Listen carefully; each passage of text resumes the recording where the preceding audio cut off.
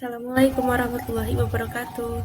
Saya Salsa Bilani Fatu Solihah dengan NIM 97219090. Di sini saya akan mempresentasikan hasil penelitian saya yang berjudul implikasi zikir sebagai tarbiyah ruhaniyah di Pondok Pesantren Tanwirul Afkar, Sidoarjo.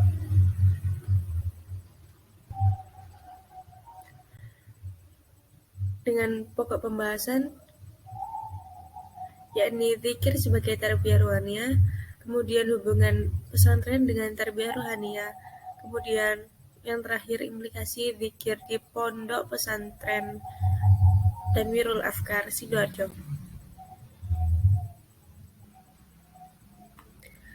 Zikir sebagai tarbiyah ruhaniyah. Zikir dalam kamus bahasa Arab yang berarti menyebut atau mengucapkan. Dalam arti lain, yaitu renungan dan pengajaran. Istilah zikir sama halnya dengan menghafal.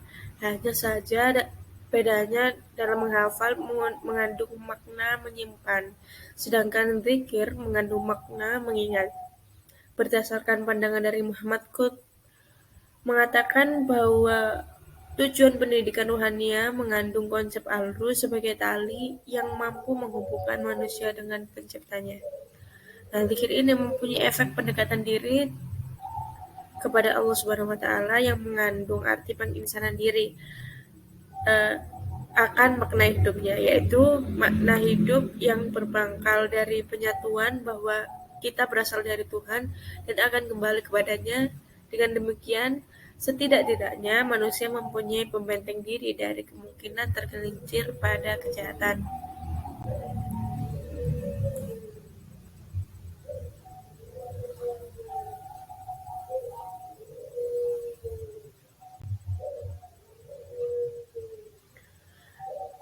Kemudian hubungan pesantren dengan tarbiyah ruhaniyah. Pendidikan ruhani menempati posisi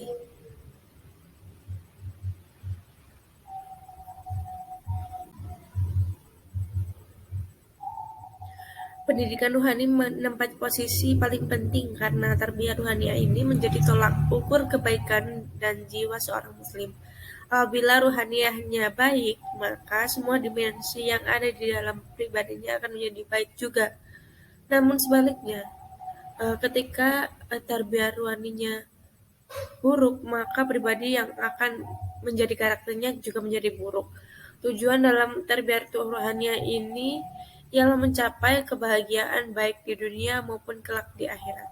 Upaya tersebut dapat dilakukan dengan mendidik jiwa, melatih fisik, mensucikan ruh, pendidikan akal, pendidikan akhlak, pendidikan sosial, kemasyarakatan, dan tidak mengesampingkan yang satu dengan yang lainnya. Artinya, dari sekian banyak hal aspek tersebut harus diusahakan setara.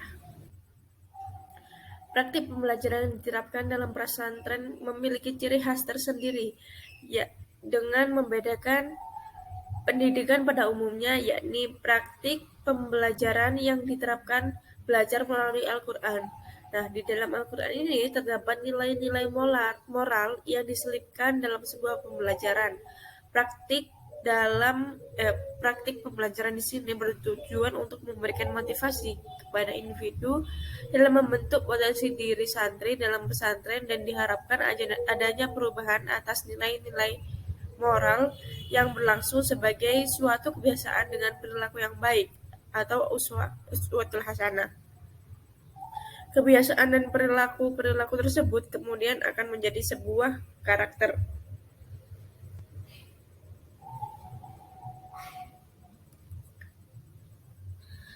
Implikasi zikir di pondok pesantren Tanwirul Afkar, Sidoarjo.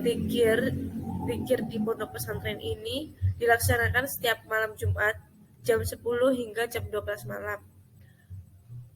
Sebelumnya pondok pesantren ini juga memiliki rutinan seperti pondok pesantren pada umumnya, yakni ketika bangun langsung tahajud, kemudian disusul dengan sholat wajib, sholat subuh, kemudian disusul dengan sholat duha dan seterusnya. Namun hari-hari Kiai menganjurkan selain hari Jumat ini Kiai juga menganjurkan para santri untuk dapat merealisasikan zikir setiap saat dan dimanapun dia berada. Dengan begitu, zikir menjadi ihsan di mana individu merasa terpantau, secara otomatis akan berkurang sifat keburukannya pada dirinya dan senantiasa melakukan aktivitas juga karena Allah Subhanahu wa taala. Setelah zikir, kiai memberi tausiah yang dapat menunjang kebaikan santri dan jamaahnya. Eh, Ketika sedang melaksanakan zikir, terdapat kebiasaan yang diterapkan di Pondok Pesantren Tanwirul Afkar Sidoarjo ini, di antaranya adalah mematikan cahaya penerangan di tempat zikir, ya, atau menggelapkan ruangan. Kemudian posisi duduk tegak sempurna dan kedua tangan bertumpu pada kaki. Berikut rangkaian ibadah yang dilakukan di Pondok Pesantren Tanwirul Afkar Sidoarjo pada setiap Jumat malam.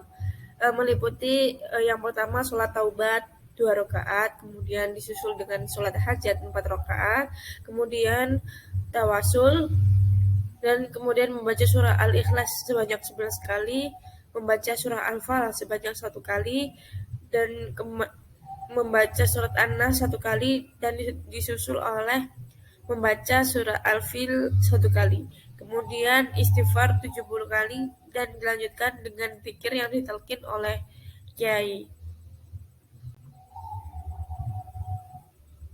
Terima kasih atas perhatiannya. Wassalamualaikum warahmatullahi wabarakatuh.